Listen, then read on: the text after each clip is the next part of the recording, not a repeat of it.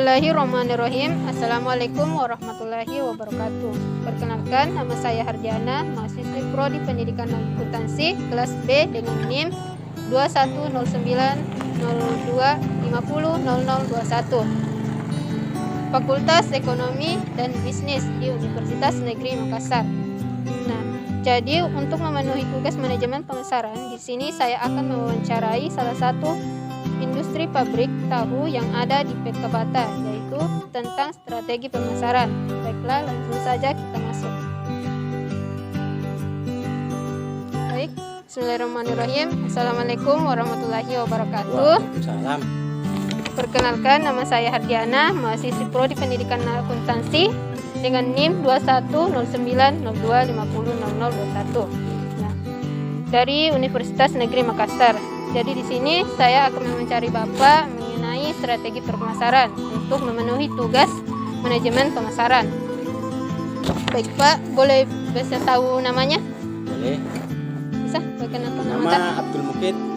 Abdul Mukid. Baik Pak. Kelahiran di Jawa. Jawa. Cari makan di Sulawesi. Ya, Sami. Kalau tempat usaha Bapak ini di Ini mana? di sini saja. Bisa diceritakan secara detail? Maksudnya, Tempatnya, alamatnya? alamannya apa? Kampung Pacitan, Desa Pekabata, Duampanua. Baik Pak, Beneran. ini pertanyaan pertamanya yaitu bagaimana cara Anda mengatasi ketika strategi pemasaran dan penjualan tidak mencukupi? Tidak mencukupi artinya tidak habis. Iya, Apa kayak tidak terlalu banyak Tidak penjualan terlalu, gitu. Pemasaran tidak terlalu lancar begitu. Strategi ya dijual keliling, Oh, pakai penjualan keliling lagi, Penjualan tidak keliling menjual lagi lagi. di pasar. menjual lagi di pasar sama ada anggota disuruh keliling. Kayak di rumah-rumah warga. Kampung, ya. Baik. Kemudian pertanyaan kedua, menurut Anda manfaat apa yang dapat dirasakan oleh konsumen dengan adanya aktivitas pemasaran langsung di era industri ini? Manfaatnya lebih meringankan masyarakat kecil ke bawah. Karena ada pabrik tahu yang Iya. dekat begitu. Iya. Kemudian pertanyaan ketiga, bagaimana upaya Anda agar produk yang dihasilkan dapat dikenal sebagai produk yang berkualitas dan memiliki ciri khas tersendiri? Harus hati-hati mengerjakan sesuatu. Harus pokoknya selalu dikontrol itu anak-anak pekerja. Supaya Sebab yang bisa bikin ini tahu ini hanya saya. Baru jadi itu kontrol terus itu harus pekerjaannya. dikontrol. Sebab kalau tahu itu bukan hanya sekedar jadi. Banyak tahu tapi hanya sekedar jadi. Digoreng tidak mekar. Iya. Karena Pokoknya tidak sesuai dengan target ini. harus memenuhi kesukaan orang pembeli.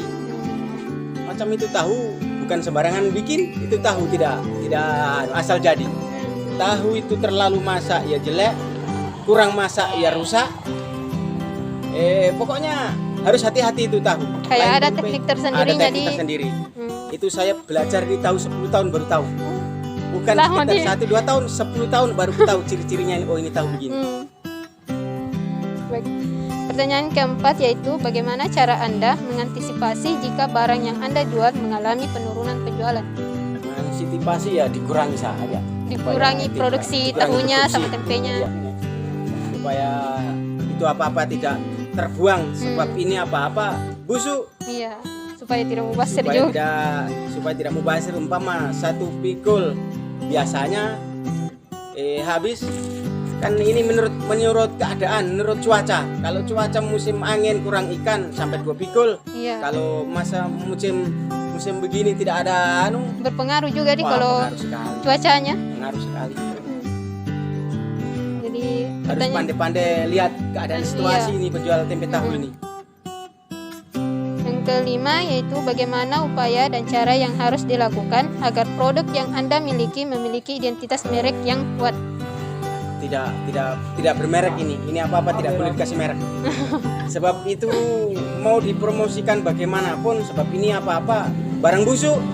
Tidak tahan bisa. lama jadi begitu. Jadi ini apa-apa kalau sampai tahan lama sampai 2-3 hari, 4 hari masih bagus. Hati-hati. Iya, ada bahan pengawet. Bahaya. Sebab di sini setiap seminggu 1 kali dari Badan Kesehatan ini Puskesmas Lampa ini datang. Ada pemeriksaan Ada dia. pemeriksaan setiap seminggu 1 kali, seminggu 2 kali. Menjual saja pakai kompor hitam tidak boleh. Iya. Karena berpengaruh sama kesehatan dia. Benar sekali. Jadi ini apa-apa harus steril, betul. Terutama kan kebersihan. Baik, pertanyaan yang keenam, bagaimana cara Anda memperkenalkan produk dan menjaga kualitas produk Anda agar dikenal oleh masyarakat? Semacam kayak promosi. Tidak pernah berpromosi. Kayak langsung terjun ke masyarakat Kualitas begitu. lebih diutamakan sekarang. Kalau biar kamu promosikan, kalau barangmu dibeli 1 kali nah mengecewakan orang, Iya. tidak kembali lagi. Saya tuh diam saja di rumah, orang dari Batu Lapa, orang dari yang jauh-jauh. Kayak cerita-cerita Nah, dari dari penjual mulut ke mulut. pembeli Nah, di pertama. sana itu, tahunya Mas sana itu begitu. Kayak Begitu cerita saja. gitu. Saya hanya jaga kualitas, tidak main promosi saya. Jadi terjun langsung ke masyarakat Iya, begitu. harus macam makanan rumahan gini harus terjun langsung orang. Harus mendengarkan konsumsi bicara pengkonsumsi. Iya, kayak promosi langsung ke masyarakat. Pokoknya itu protesnya pembeli adalah gurumu yang tak terduga. Iya. Kayak begitu, kayak teguran juga. Iya, bukan teguran, dia pokoknya kalau barangmu jelek kamu diprotes otomatis bagaimana caraku supaya bagus Iya, itu barang. iya. Begitu. Baik, pertanyaan yang ke-7, bagaimana cara Anda merancang saluran pemasaran agar berjalan efektif? Pemasaran di pasar-pasar saja. Pasar-pasar sih.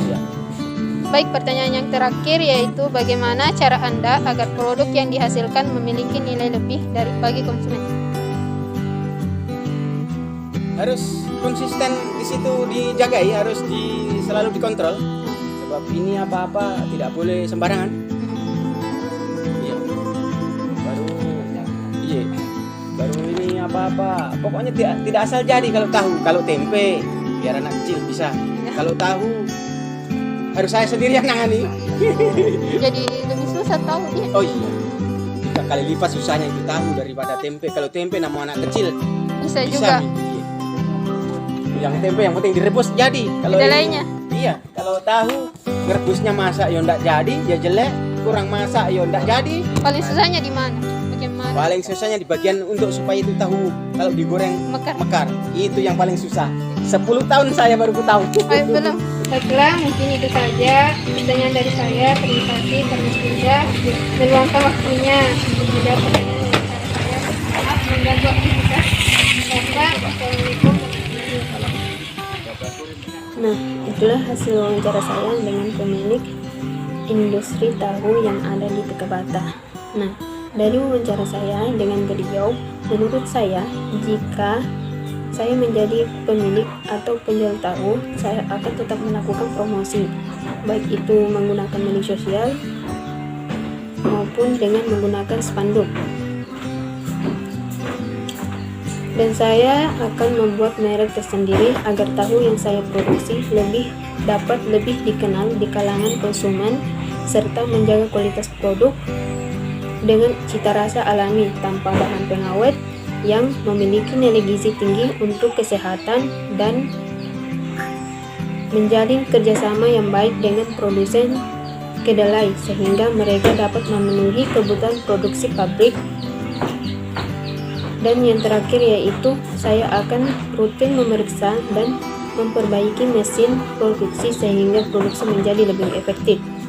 Nah, baiklah, mungkin itu saja yang bisa saya lakukan jika saya menjadi pemilik pabrik tahu.